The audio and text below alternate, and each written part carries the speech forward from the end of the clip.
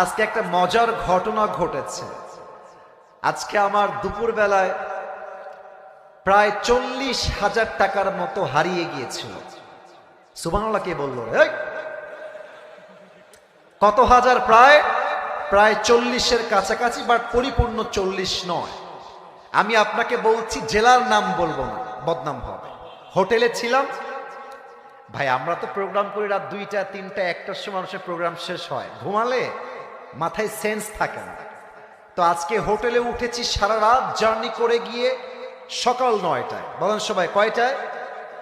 সকাল 9টায়। সকাল হয়ে গেছে। তো আমি আবার পায়জামার পকেটে টাকা রেখেছিলাম প্রায় 35 থেকে 40 কাছাকাছি, এরকম কিছু একটা অ্যামাউন্টের টাকা। তো ঘুমানোর আগে টাকাটা পকেট থেকে বের করে বালিশের নিচে রেখেছি, বালিশের নিচে। তো ঘুম থেকে উঠেছি, জোহরের নামাজ পড়েছি, বের হয়ে গিয়েছি বাহিরে দুপুরের লাঞ্চ করার জন্য। কিন্তু টাকা যে বালিশের নিচে ছিল আমি ভুলেই গেছি। হোটেলে খেতে গেছি, বিল দেওয়ার জন্য বলেছে, বিল হয়েছে 600 থেকে 700 টাকা। পকেটে হাত দিয়েছি, দেখছি টাকা নাই। মাথা তো আমার ঘুরে গেছে, কিরে টাকা আমি রাখলাম কোথায়?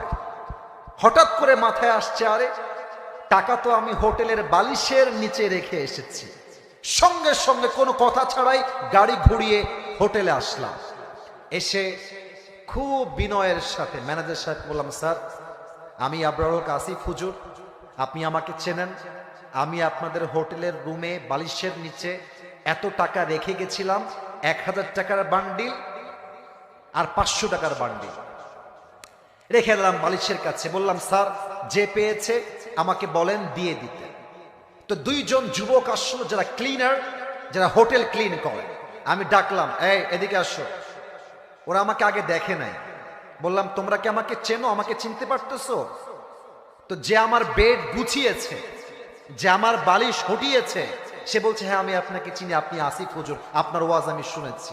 তো ওকে বললাম, বাবু যেহেতু তুমি আসিফ হুজুরকে চেনো, দেখো বাবা আমি তোমার সঙ্গে ঝামেলা চাই না। আমার বালিশের তলে আমি টাকা রেখে গেছি, আমি 100% ড্যাম শিওর।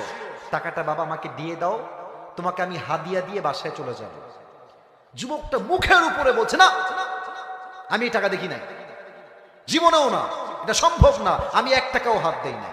আমি বললাম, প্লিজ ট্রাই টু আন্ডারস্ট্যান্ড, একটু বোঝো, আমার বাদ মাগরিব প্রোগ্রাম, আসর আজান হয়ে গেছে, দিয়ে দাও বাবা, কোনো ঝামেলা চাই না, থানা পুলিশ চাই না, দিয়ে দাও। আমি বুঝালাম, আমার ড্রাইভার বুঝালো, পিএস বুঝালো,